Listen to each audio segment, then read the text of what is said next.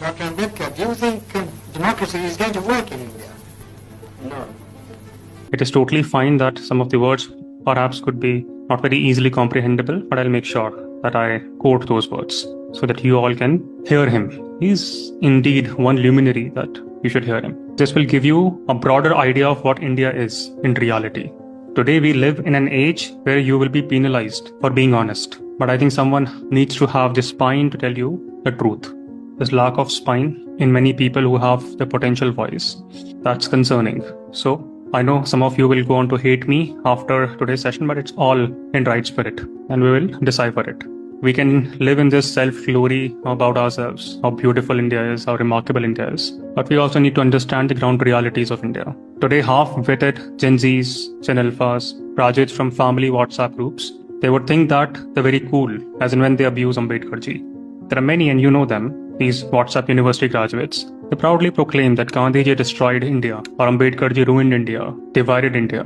There's a reason why they were global leaders. There's a reason why they are still revered, even by their opponents. Even today, Barack Obama to Ban Ki-moon, to even our present Prime Minister, they all pay homage to these leaders, these legends, these WhatsApp university graduates that we have flourishing in India at scale. That's a very devastating feature of modern day India. The full work is to hatch conspiracy theories, label others as bugs, liberals, anti-Indians. Why? Because they have been brainwashed to such an extent that when you present your logical views, you will immediately be labeled as anti-India or some similar terms, bhakts. These WhatsApp university graduates, they make comment on the personal lives of the legends. Gandhiji walked around with 2 ladies. You also walk. Who is stopping you? But perhaps those ladies will not walk with you.